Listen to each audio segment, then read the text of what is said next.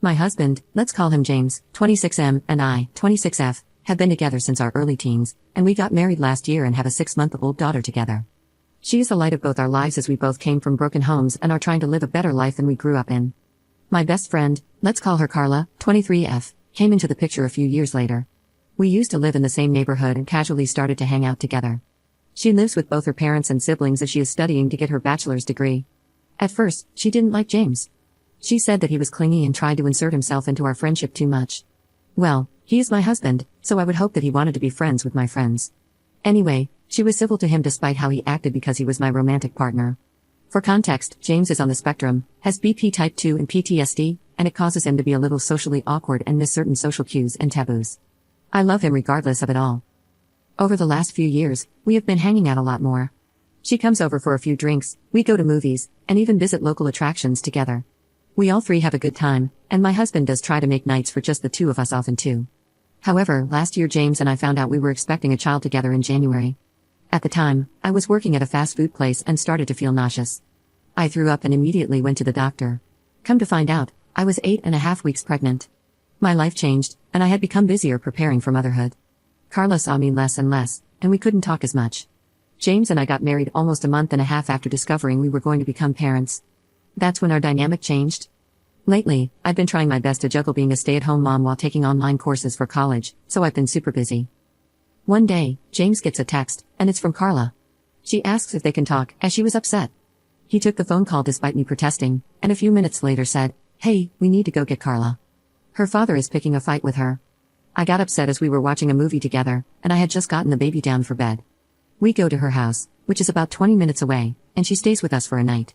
As I get our daughter back down to bed, Carla asks to cuddle with the two of us in our bed. I was hesitant. I have issues with claustrophobia due to a traumatic experience as a child, but James gave the go-ahead, and we settled in for the night. Carla's dad called to apologize, and she went back home. Once she was gone, I blew up at James. What he did was not only inappropriate but also disrespectful to my boundaries. Ever since, when she has an issue with her dad, she calls James and vents. One day, while my in-laws were staying with us, my mother-in-law overheard a conversation with James and Carla. She was concerned and asked me if I was okay with it.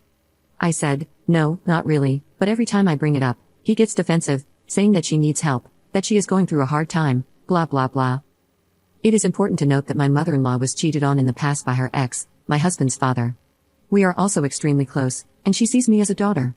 She hates cheaters with a passion, and my husband was using the same excuses his father did. She asked to speak to him privately and walked to our living room.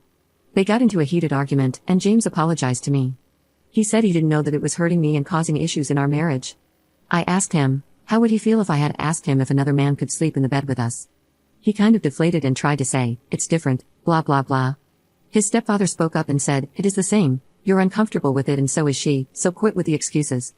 James respects his stepfather quite a lot since he raised him since he was 8, and his own father was in and out of the picture. Once the dust settled, my husband truly apologized to me for his actions and said that he would do better. I kissed him, and that was that. However, I wouldn't be right here if that was the end of the issues. Lately, Carla has been calling him 3 to 8 times a day. She says it's because she is bored and has no one else to talk to. I snapped, and I called him out over the nonchalance about the situation, how when she calls, he answers, how it is making me feel like a third wheel in my marriage, etc. He just says, "She's just lonely. You're letting it get to you." That night, I slept in the living room. I'm starting to suspect that she is trying to monopolize his time. She calls him for over an hour each time she calls, they talk, she complains about her life, etc., almost like she is his girlfriend or something. I'm starting to find this relationship troubling, and it's getting to the point that it is affecting my marriage. Where do I go from here? Update 1.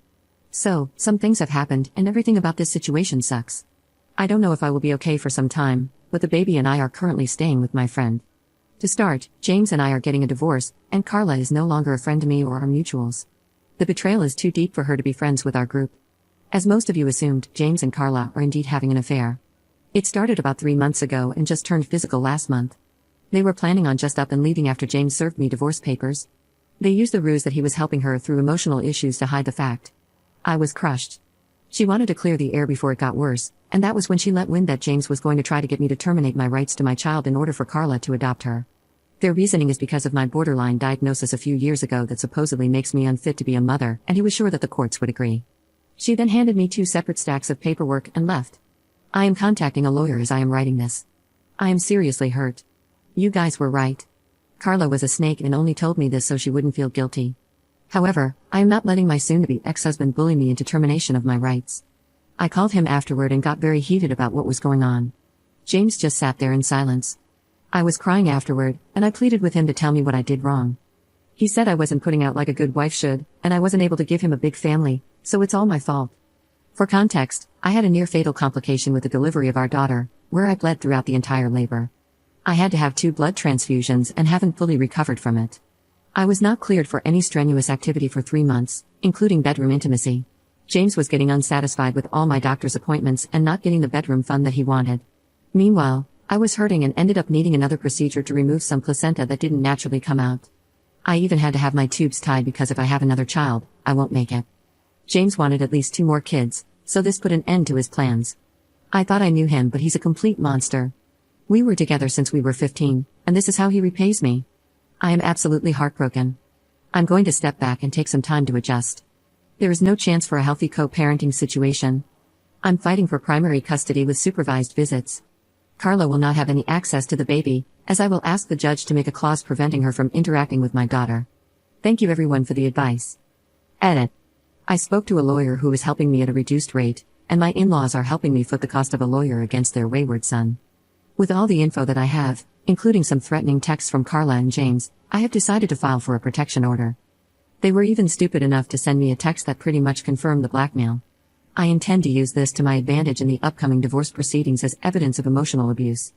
James has continued to maintain that I need to terminate my rights to our daughter and that she'll have a better life with Carla, but I shut that crap down. I go to court Friday for our divorce proceedings. We have a mediator that my lawyer is speaking to directly for me so I don't have to deal with James's bully tactics. Update 2. Hello guys, it's been a while, and I have some news. Firstly, I got full custody of my daughter with supervised visitation from my ex. His own words came back to haunt him. I had proof of all his threats and the blackmail of him trying to get me to sign away my rights, and the judge wasn't happy.